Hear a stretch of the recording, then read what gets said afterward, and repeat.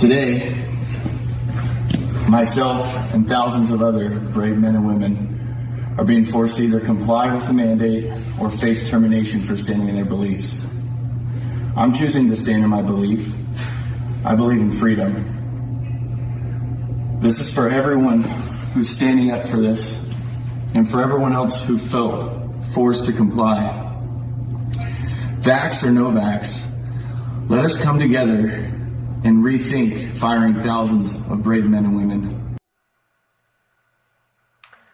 That was Seattle firefighter Dylan Lindbergh, who has already lost his benefits because he does not want to take the coronavirus vaccine, and he's being forced to. Dylan joins me right now, along with the founder of Turning Point USA, Charlie Kirk. Gentlemen, it's great to have you. Thanks for being here. Dylan, kick us off. Tell us what you're up against. I know you were a volunteer when you first joined the firefighters force back in 2017. What are you faced with now? Good morning, Maria.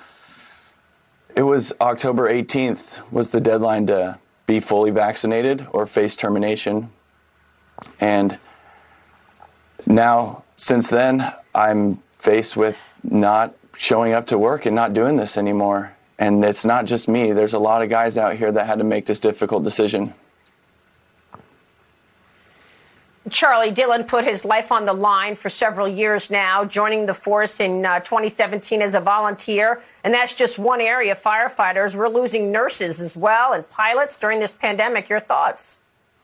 And police officers. Dylan is a hero, and Dylan is just one member of a community of thousands of people that are now being punished when we once called them heroes. This is anarcho-tyranny, Maria, where we are clamping down with the force of the state on the lawful and the heroic, yet we are keeping our borders wide open. We're not prosecuting rioters. Also, we're using the threat of the state to go after moms and dads that show up at school board meetings. It's completely and totally upside down.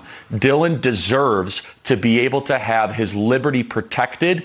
I don't understand how this is even remotely constitutional. It's immoral. He goes into burning buildings to save lives. The least we could do is say, you know what, if you don't want to take the jab, that's your right to do it. This is reprehensible, Maria. I never thought I'd see it in our country. Yeah, Dylan, and you've been fighting fires in Washington State as well. You're putting your life on the line every day.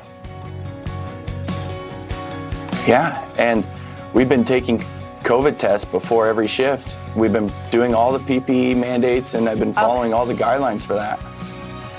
Stay right there. We're going to have more with Dylan and Charlie when we come right back.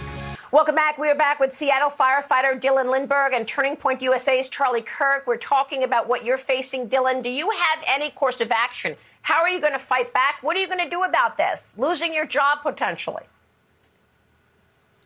I'm trying to share the facts right now that first responders are not the ones that are passing on this virus. Yeah, I mean, obviously you're strong and going into fires, and that's what you do.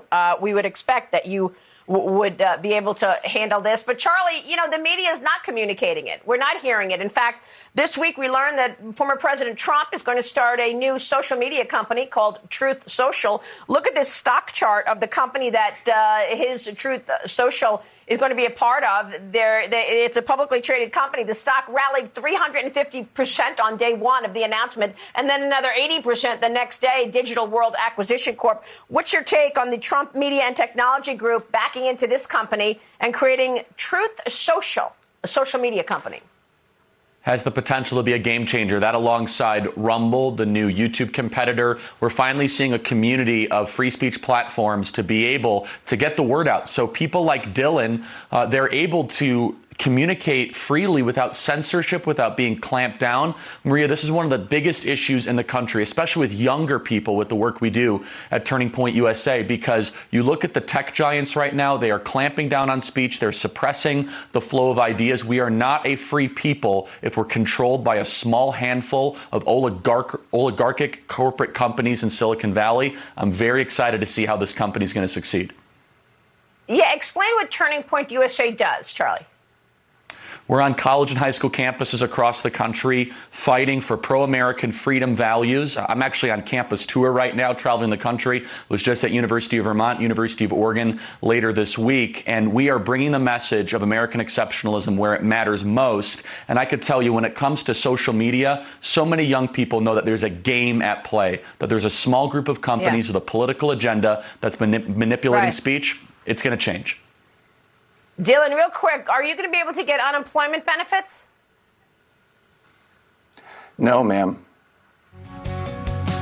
Wow. I'm sorry about that. Charlie Kirk, Dylan Lindbergh, great to have you both. Thanks very much.